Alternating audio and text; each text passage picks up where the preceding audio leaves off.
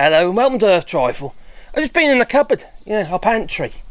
And, I found something in there, I found a tray of potatoes that have kind of gone a little bit wild.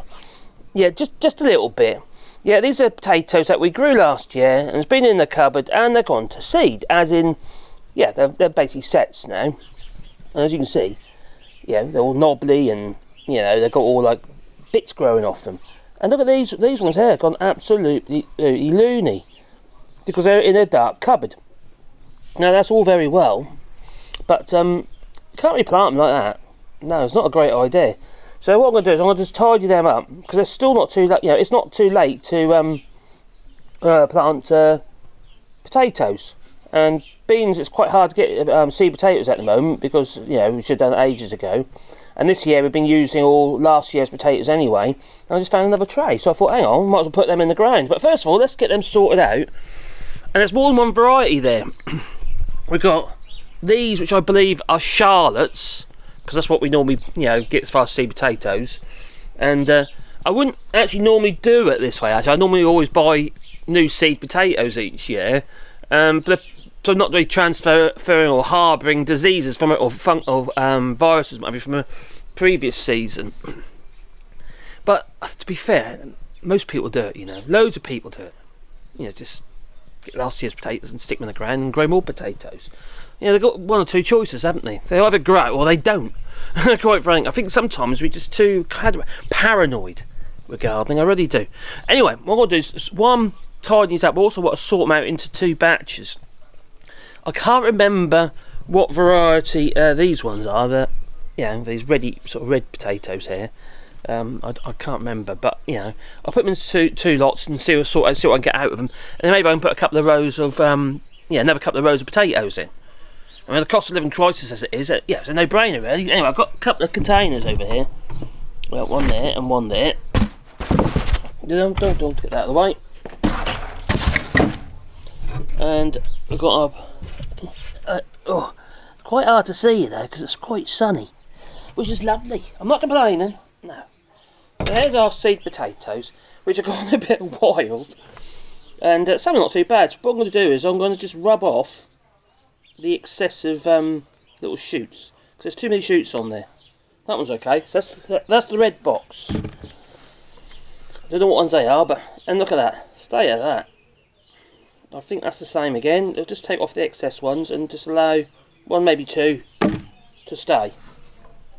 And then I've got this one here, which is, as you see, it's searching for light. It is. We don't want them on there. Just want that. That's enough. Get rid of that one. That'll do the job. Just that. And that's a Charlotte. So I'm going to put it on that side. And I love Charlotte potatoes. And they're great as new potatoes, but I actually love them as chips as well. They're really nice as chips. So just rub them off like so. Keeping the shoot ones just a single shoot like so. It's one of them jobs you do when you've got a cup of coffee, which I've left inside the kitchen. So that's a bit silly. That was a Charlotte. So they've gone a bit wild, got a bad hair day. But we'll just pull off what we don't need. Literally, off the side here, might have you pull them off. Some are a bit weird. If they've got any signs of fungus on them, just get rid of it. Get a shot of them. They're no good for anything. So let's rub them off there. That's a funny look. That's a funny look one, isn't it?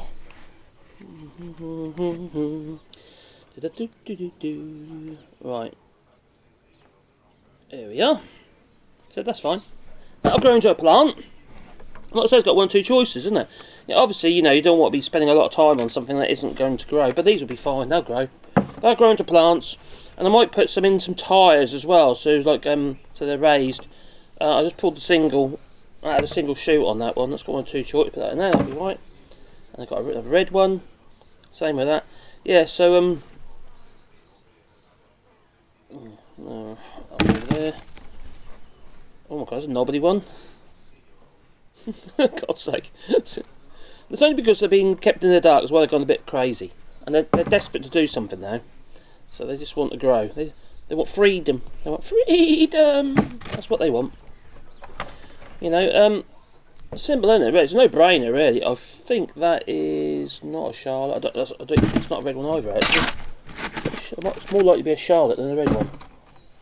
Actually, same with that one, actually. No, that isn't a red one. It's hard to tell, you know. No, wrinkly old prunes is what they like.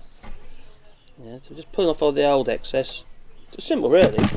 And some of these will go in furrows, so basically I'll just dig some deep furrows, chuck them in the ground, and let them do their thing. And then we'll heat them up as they start showing.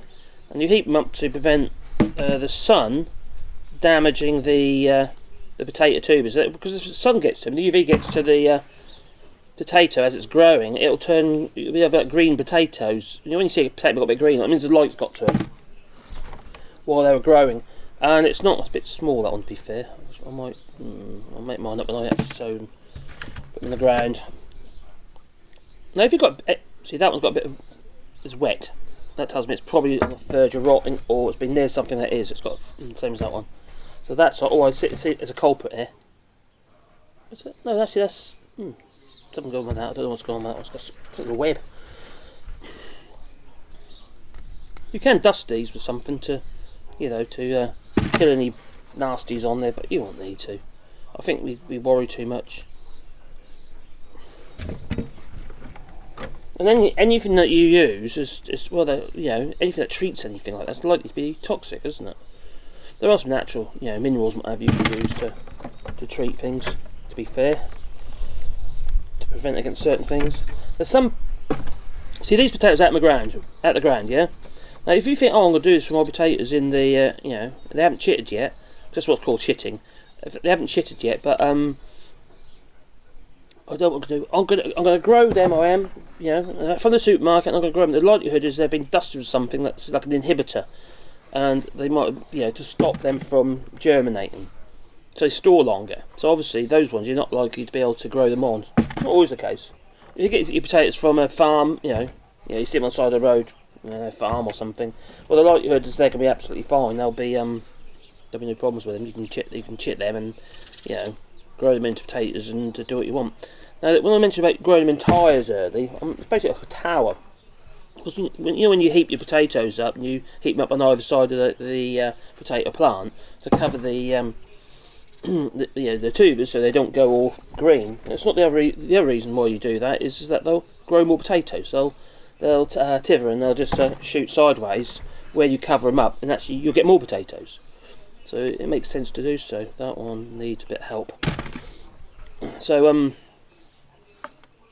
so in the potato tower, well, it'll start off as just a tyre with a potato. It's too small, with a potato in it, or cut potatoes, 3 potatoes. How many potatoes you want to put in there, really? I usually put in about 4 potatoes ish in each tyre. You could, if you wanted to, you could actually increase the amount of add potatoes. I'm putting it alongside now to get carried away here. You could add potatoes as you add more tyres as well if you want, but you might not need to. That one. I do love the Charlottes. The Charlottes are really great. They're a lovely new potato. In fact, we've got some that are almost ready. We're at the time now where we can start harvesting our new potatoes. They're the ones that we put in the greenhouse, which wouldn't be a bad idea, because then we'll gain the space in the greenhouse to put more tomato plants in. So as you see, look, in it was nasty stuff left over, which is no good to anybody. My little Wally dog, oh there, he's over there. You might saw him just then. It's injection day today. Yeah, he's having his vaccine. Not COVID vaccine, no, just his yearly vaccine. It's a little expensive, but there you go. You can't go across borders without, you could argue that you can, like for instance, we're in France, so, but technically speaking, if we go to Italy or anywhere like that in the camper this year, if we do, money allowing, that was a bit weird, you still have to be, the animals still have to be vaccinated to cross the borders, or at least that's what I'm told anyway.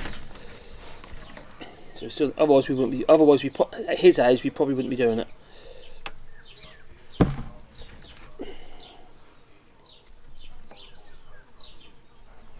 Yeah. I think we're getting there. I think you get the gist, don't you? So basically what we're doing is we're just tidying up the that mess there into potatoes that are already chitted, and now I can think about putting them in the ground. So that's what we're going to do. Anyway, thank you for watching. That's just a little, you know, a bit of a video about potato chitting. Yeah. But normally, if you're going to buy your potatoes in, you'd put them somewhere, maybe cover them up somewhere dark, what have you, just to get them started. But you know, it's past that now, so it's May, you see. So these are ones that I just found in the cupboard. I thought, oh, I'll plant them because I'm not going to be eating that soft old yucky kind of. No, I'm not going to eat that. No. I wonder if you can eat potato shoots. Never thought about that. Don't look very appetising, I must say. Anyway, like I say, thanks for watching and have a lovely day. Ta-ta.